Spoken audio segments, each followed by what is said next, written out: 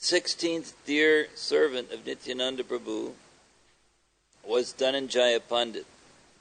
He was very much renounced and always merged in love of God, love of Krishna. Purport. Pandit Dhananjaya was a resident of the village in Katwa named Shitala. Or Shitala, actually. Shitala. He was one of the 12 Gopalas. His former name, according to Gaurav Ganesh Deepika, was Vasudham. Sitala Gram is situated near the Mangalakota police station and Kaichara post office in the district of Burdwan. On the narrow railway from Burdwan to Katwa is a railway station about 9 miles from Kutwa known as Kaichara. One has to go about a mile northeast of this station to reach Shitala. The temple was a thatched house with walls made of dirt. Some time ago, the zamindars of Bajaravana Habashi, the Muliks, constructed a big house for the purpose of a temple, but for the last 65 years the temple has been broken down and abandoned. The foundation of the old temple is still visible. There is a Tulsi pillar near the temple, and every year during the month of January the disappearance day of Dhananjaya is observed. It is said that for some time Pandit Dhananjaya was in a Sankirtan party under the direction of Sri Chaitanya Mahaprabhu. And then he went to Vrindavan. Before going to Vrindavan, he lived for some time in a village named Sanchada Panchada, which is 6 miles south of the Memari railway station. Sometimes this village is also known as, quote, the place of Dhananjaya, Dhananjayera Pata. After some time, he left the responsibility for worship with a disciple and went back to Vrindavan. After returning from Vrindavan to Shitalagram, he established a deity of Gaurasundar in the temple. The descendants of Pandit Dhananjaya still live in Shitalagram and look after the temple worship. So, in this chapter, we've got a recitation of some of the great devotees, associates of Nityananda Prabhu. And it's an interesting thing when you go through some of these names and see how they're described by Krishnadas Kaviraj Goswami, how much respect and affection he evidences about them. And I was just thinking that one thing that Bhaktisiddhanta Saraswati Thakur was always railing against were the various Sahajya groups in India. Why? There were a lot of groups that sprung up after the disappearance of Chaitanya Mahaprabhu, the 6 Goswamis, who had very sentimental versions of Gaudiya Vaishnavism. Some of them smoked ganja. Some of them were engaged in illicit sex or dressing up like the gopis. And they were very imitative behavior. And I say imitative because, and Bhaktisiddhanta Saraswati Thakur was very, he was disturbed, he was disgusted by it. The reason for his disgust, somebody might say, well, it's relatively harmless, isn't it? It's people are just, they say that imitation is the highest form of flattery. In this case, it was not the highest form of flattery because it gave a degraded impression of the teachings and practices of the Goswamis, the actual Goswamis of Vrindavan, Sad Goswamis. And it's actually a critical thing because it's a misrepresentation. Just as we know that just as there is counterfeit money, there is real money. Or just as in a mirage, Hare Krishna. In a mirage, there appears to be water, but actually water is elsewhere. But just because there's a mirage or just because there's counterfeit, it doesn't mean there's also not real money and real water. So there is real bhakti, real devotion, and there's counterfeit devotion. So because of the influence of these sahajis, people got a very wrong impression. So it's important to understand the quality of these personalities that are being described here. For instance, we have there are so many instances, but I was thinking of one in particular. When Nityananda was traveling, before he actually met up with Sri Chaitanya Mahaprabhu in Mayapur, he met a party of devotees headed by Madhavendra Puri and Ishwara Puri, who later became Chaitanya Mahaprabhu's spiritual master, was also in that party. And there's a description of their meeting which sounds almost otherworldly, unearthly. And someone might think it was just some kind of sentiment. But when Madhavendra Puri spotted Nityananda Prabhu, he immediately began to shed tears and embraced Lord Nityananda. And Lord Nityananda also began to shed tears. They were embraced and crying, and then they actually fell unconscious on the ground and remained in that condition for many hours. So when people read these things, some people, this was because this was the impression created by these Sahajiya groups, oh, this is just some type of Bengali sentimentality. So in other words, a great injustice was being done because these are the real deal, as we say in the U.S. These personalities were actually exalted eternal associates of the Lord. And when they felt spiritual emotion and expressed it through their ecstatic symptoms, this was not imitative.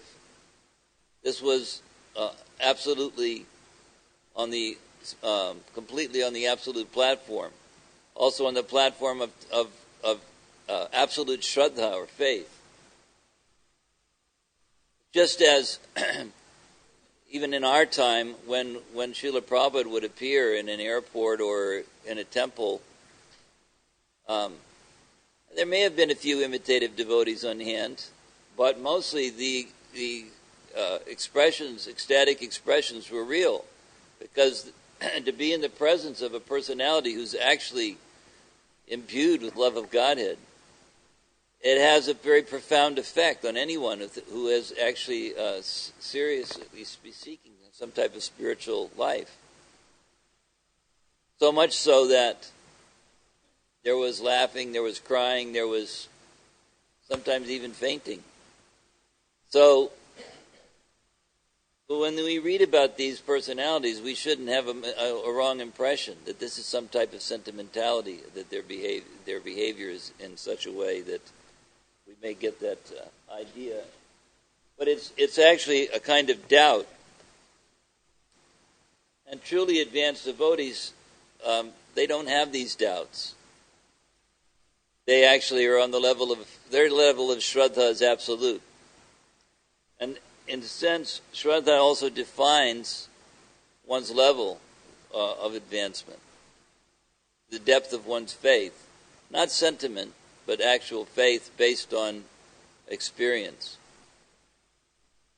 So I wanted to discuss a little bit this morning this topic of Shraddha or faith, because sometimes people think that faith is blind or based on some sort of sentimentality.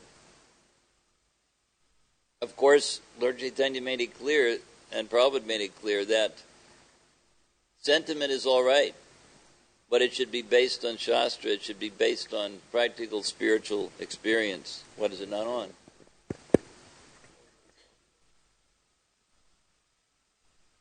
It's not very strong. Okay, well, I can speak louder. Okay, is that better? Yeah? Okay. So, I was just thinking about, there's a verse from Bhagavad Gita, Vyavasayad Mika Buddhir. Oh, maybe that's the problem. Ekeha Kurunandana. Bahu Shaka Yanantascha Budhayo vyavasayinam. Those who are on this path are resolute in purpose, and their aim is one. O beloved child of the Kurus, the intelligence of those who are irresolute is many-branched. So, in the purport, Prabhupada writes, a strong faith that by Krishna consciousness one will be elevated to the highest perfection of life is called Vyavasayatmika intelligence. The Chaitanya Charitamrita also states that faith means unflinching trust in something sublime. So that defines faith for all. Certainly it defines the faith of those followers, those intimate followers of Lord Chaitanya and Lord Nityananda.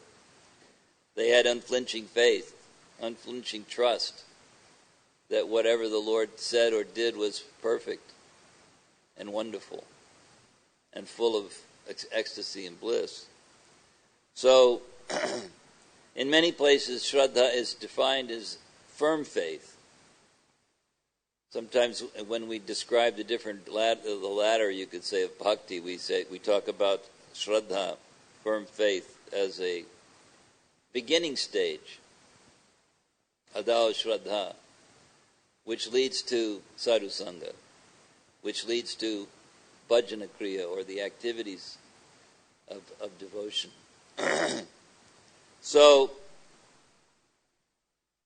also in the Srimad Bhagavatam, there's an important verse, 3rd canto. That's the 25th chapter, 25th verse. Satang prasangam mama virya sangvido bhavanti hrid karana rashayana kata tad joshanad ashva vargavartmani shraddha ratir bhaktir anukramishati, which means the spiritually powerful message of Godhead can be properly discussed only in a society of devotees, and it is greatly pleasing to hear in that association. If one hears from devotees, the way of transcendental experience quickly opens, and gradually one attains firm faith that in due course develops into attraction and devotion. So this Shraddha is a very important quality for a devotee, that he should have firm faith in the words of the spiritual master, in the words of the Shastra, that this faith should be there in his heart, which is cultivated in the association of devotees, and by hearing the transcendental messages from great souls. It's a very important practice. In the Madhya Lila of Chaitanya Charitamrita, there is a nice verse where Krishnadas Kaviraj Goswami addresses the reader, and he says, Chaitanya Charita Shuna Shraddha Bhakti Hari Kari Matsarya Chadiya Mukhe Bala Hari Hari. Please, in the translation, please hear the transcendental pastimes of Lord Chaitanya Mahaprabhu with faith and devotion, giving up envy of the Lord. Everyone chant the Lord's holy name, Hari. So we should, Hari, Hari. So it enjoins us to hear about the activities of Chaitanya Mahaprabhu and his associates with faith, Shraddha, and with devotion. Shraddha and Bhakti, both are mentioned in this verse. And it says, giving up envy of the Lord. So one may say, what are you talking about? I'm not envious. I don't have any envy of the Lord. But the fact is, we're still self-absorbed rather than Krishna-absorbed. It talks about absorption as it's a material characteristic that one is absorbed in sense gratification. But the absorption of a great soul is that he's absorbed in Krishna, especially the holy name of Krishna. So this type of absorption is desired. Giving up envy of the Lord, everyone chant the Lord's holy name, he says. And it says, even by associating, this is these verses are also interesting. They are also from the Madhya Lila of Chaitanya Charitamrita. And it's a compilation of 3 different verses from the 22nd chapter, the 64th verse, the 69th verse, and the 71st verse. And the translation is, a person who has attained firm faith is a real candidate for advancing in Krishna consciousness. According to the faith, there are first class, second class, and neophyte devotees. One who has preliminary faith is called the Kanishta Adhikari, or a neophyte. The neophyte, however, can become an advanced devotee if he strictly follows the regulative principles set down by the spiritual master. Therefore, it is on the basis of faith and attachment to Krishna that one can judge who is a Madhyamadhikari or an Uttamadhikari.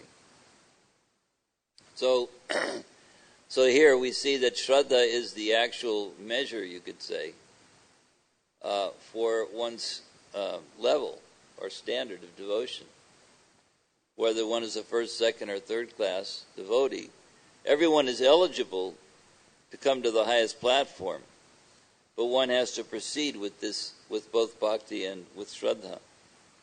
So then, I'm just reading a few more citations about Shraddha, and then we can talk a little bit about how to develop Shraddha, or to increase Shraddha. So this is another one, a kind of definition. Shraddha is confident, firm faith that by rendering transcendental loving service to Krishna, one automatically performs all some subsidiary activities. Such faith is favorable to the discharge of devotional service. Purport: firm faith and confidence are called Shraddha. When one engages in the Lord's devotional service, he is to be understood to have performed all his responsibilities in the material world. So that's quite a dramatic statement. You don't have any more material obligations if one engages in devotional service. He has satisfied his forefathers, ordinary living entities, the demigods, and is free from all responsibility. Such a person excuse me, does not need to meet his responsibilities separately. It is automatically done. Fruitive activity, karma, is meant to satisfy the senses of the conditioned soul. However, when one awakens to Krishna consciousness, he does not have to work separately for pious activity. The best achievement of all fruitive activity is detachment from material life, and this detachment is spontaneously enjoyed by the devotee firmly engaged in the Lord's service. So I was just reading, there's a great illustration of this principle. It sounds like a call for people to become totally irresponsible. But actually, when Lord Chaitanya was talking with Srivas Pandit, as we know, Srivas was a great devotee, and he was a family man. He had a wife and many children. But he never left the house practically, very seldom went out anywhere. And Lord Chaitanya was questioning him, how will you maintain your family? And unless you go out begging, because that was the practice, Brahmanas could go from door to door and beg some alms. He said, no, I don't like to do that. And Lord said, but how will you maintain your family? And then Srivas Thakur said, I'll tell you how. And then he went like this, 1, 2, 3. And Lord said, and what does that mean? I'm dramatizing a little. What does that mean? 1, 2, 3, clapping your hands. He said, it means that if I do not get any food for 3 days, then I will tie a huge pot around my neck and go jump in the Ganges and drown. And Lord Chaitanya began to exclaim, this is wonderful, he said. He said, I declare that you will never experience poverty or starvation.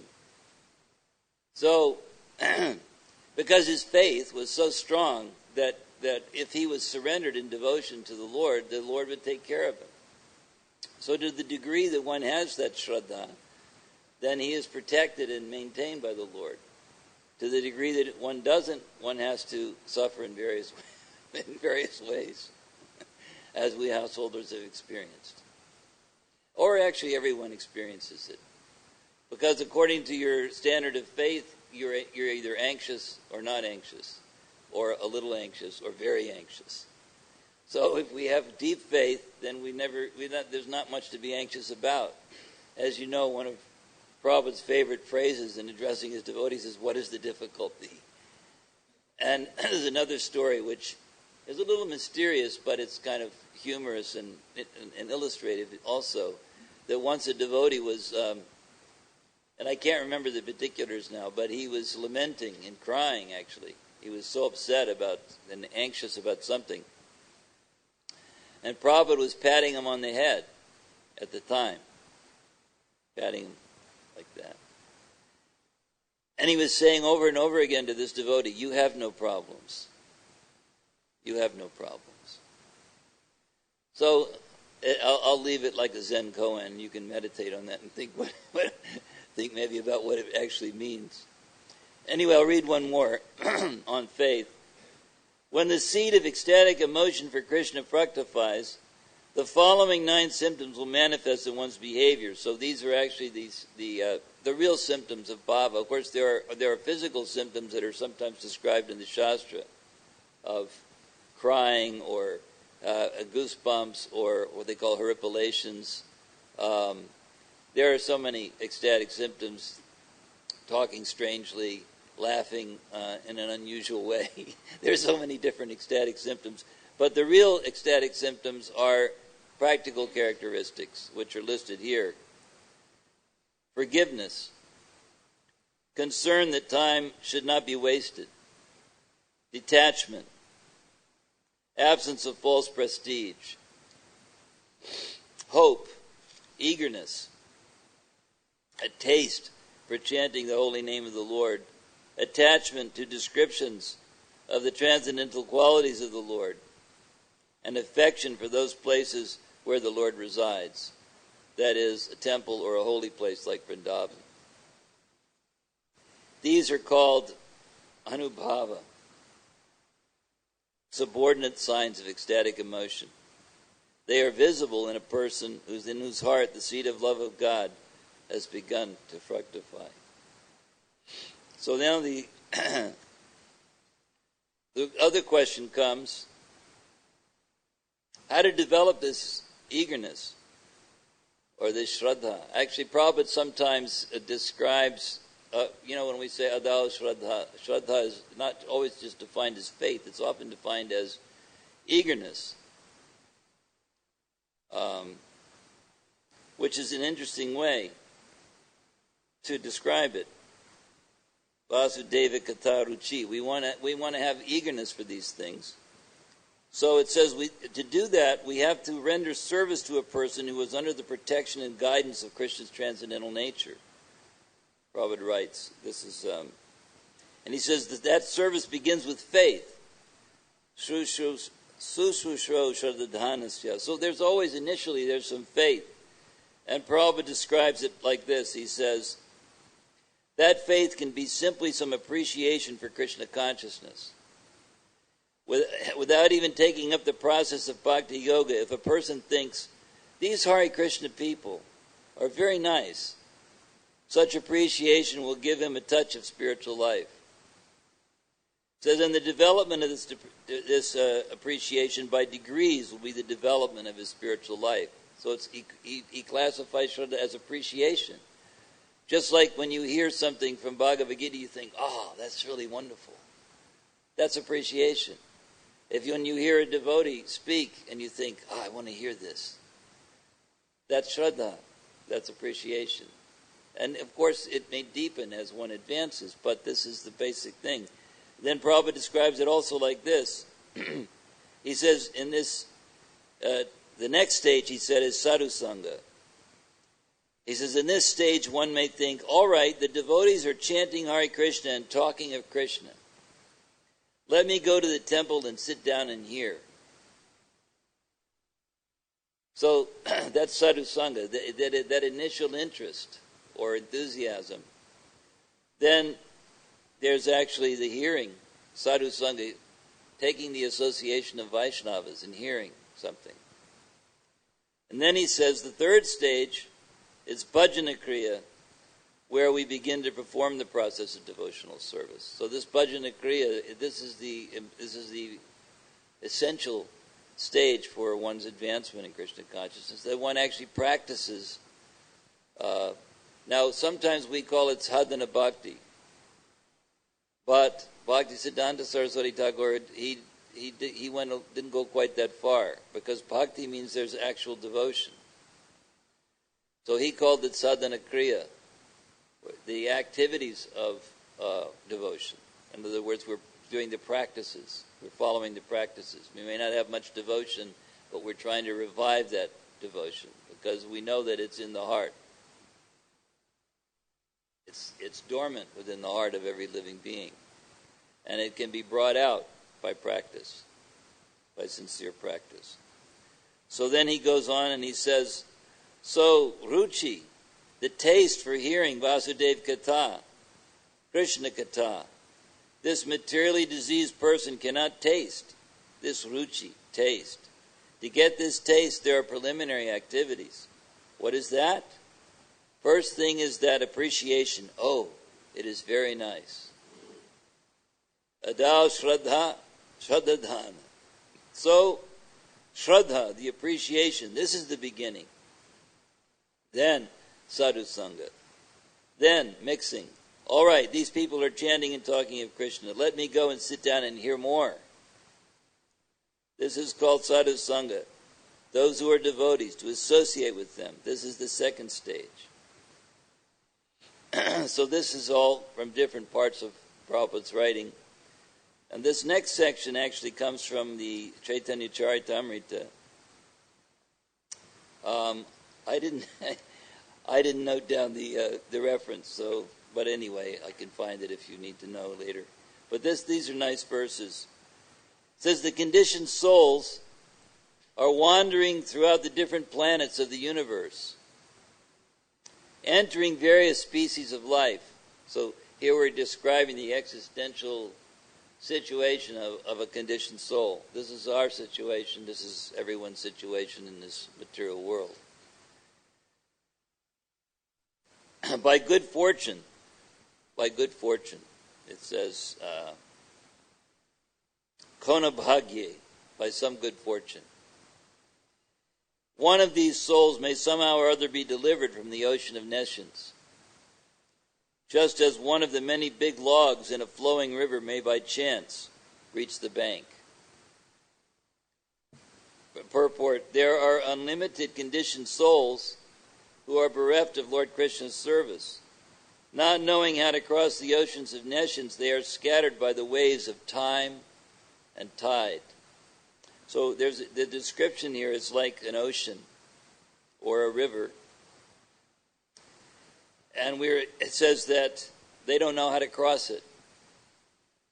The living being doesn't know how to cross this ocean, or whatever you want to describe it as, or whether it's an ocean or a river. They don't know how to get across.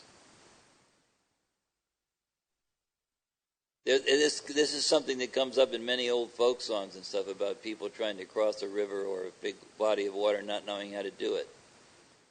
But anyway, here it says, some are fortunate to contact devotees, and by this contact, they are delivered from the ocean of nescience, just as a log floating down a river accidentally washes upon the bank.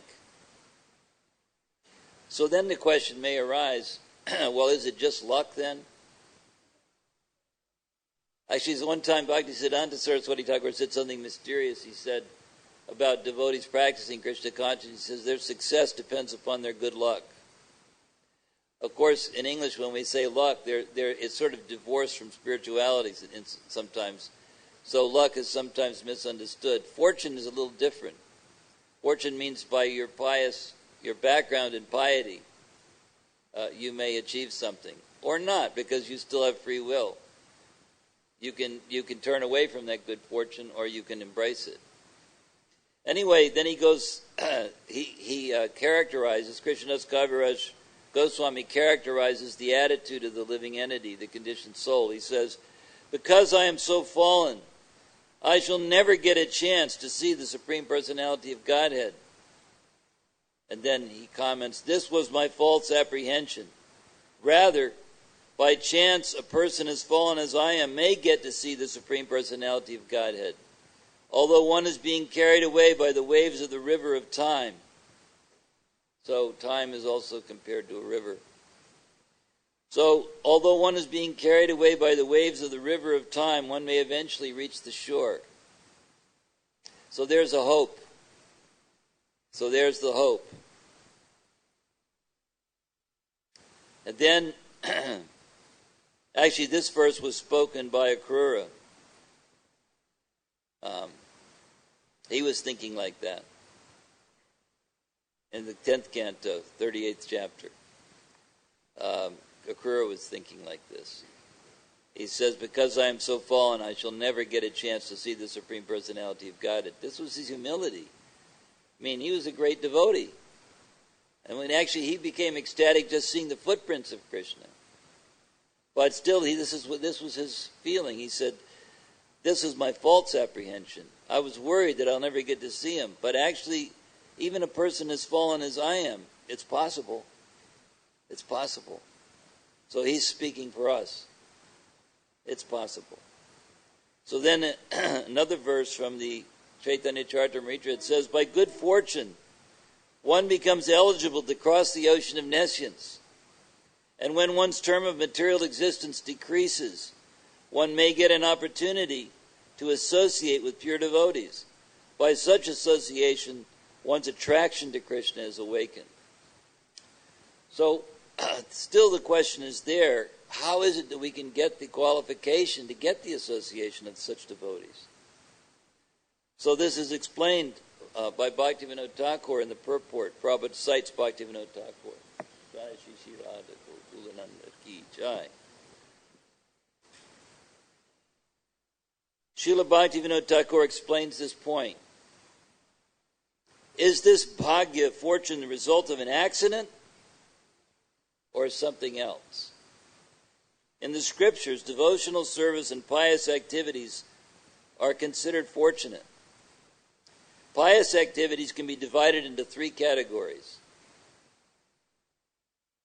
Pious activities that awaken one's dormant Krishna consciousness are called Bhaktyonmukhi Sukriti. Pious activities that bestow material opulence are called Bhoganmukhi Sukriti. And pious activities that enable the living entity to merge into the existence of the Supreme are called Mokshanmukhi Sukriti.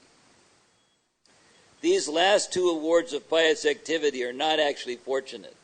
Well, I mean, of course, many people think they are, because they think, well, if I could merge into the Absolute, that'd be great. Or if I could get, tremendous material opulence, how wonderful that would be. But Bhaktivinoda Thakur's explanation, he says, these are not fortunate. He says, pious activities are fortunate when they help one become Krishna conscious. The good fortune of Bhaktyonmukhi is attainable only when one comes in contact with a devotee. By associating with a devotee, willingly or unwillingly, one advances in devotional service. And thus one's dormant Krishna consciousness is awakened. So this is from Madhya Lila, chapter 22. So how wonderful, willingly or unwillingly, if one comes in contact with a devotee, it is possible then to get this pious activity, or the benefit of this pious activity, Bhaktyonmukhi Sukriti. So this is the only actual good fortune, according to this analysis by Bhaktivinoda Thakur. This is real fortune.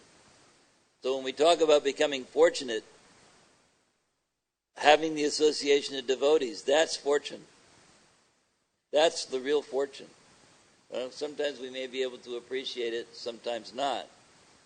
Sometimes appreciable, sometimes not appreciable, depending on one's outlook. But this is considered real good fortune. So, I had one other.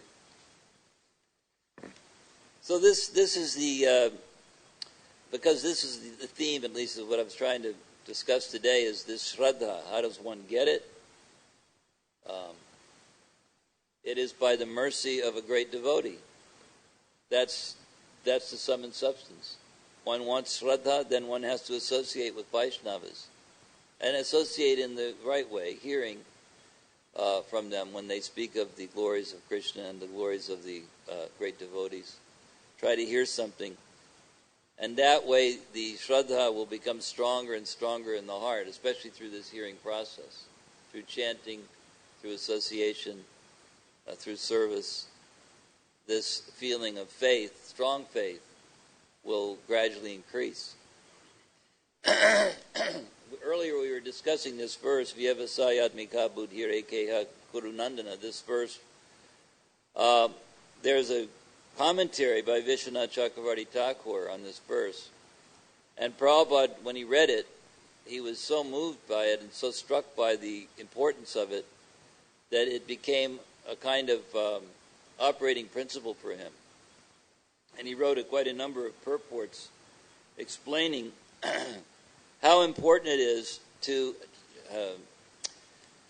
take the order of the spiritual master as one's life and soul, and also as the means by which one can advance in Krishna consciousness.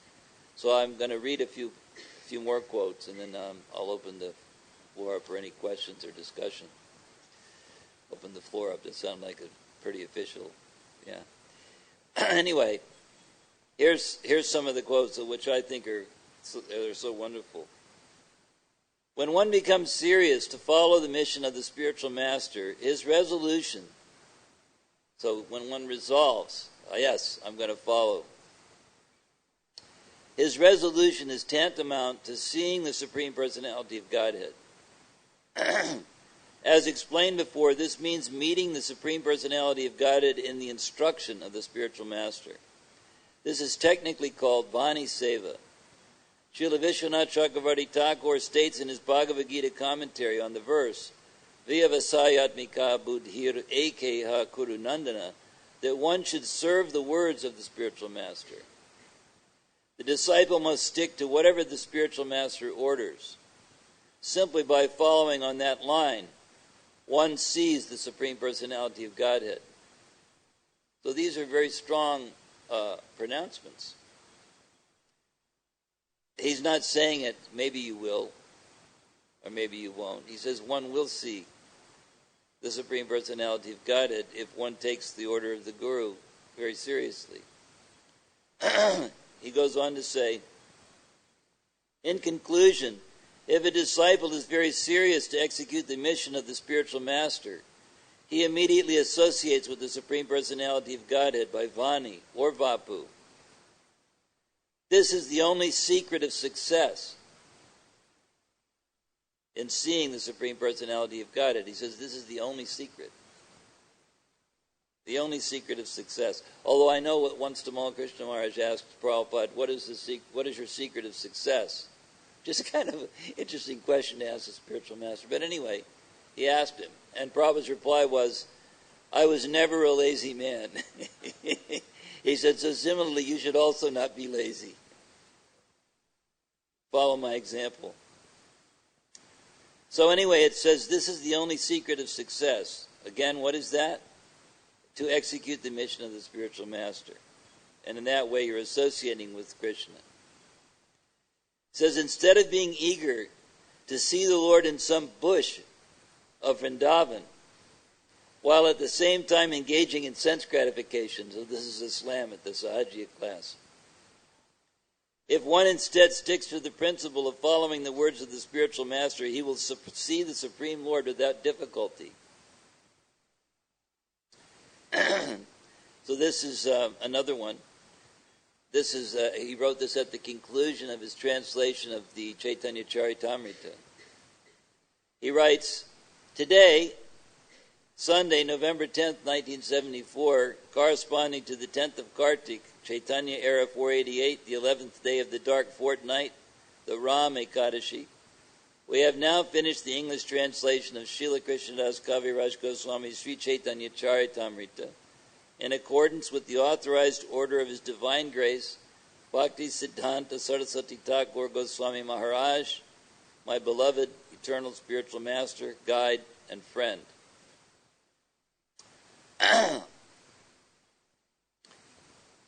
Although according to material vision, His Divine Grace, Srila Bhaktisiddhanta Saraswati Thakur Prabhupada, passed away from this material world on the last day of December 1936, I still consider His Divine Grace to be always present with me by His Vani, His words.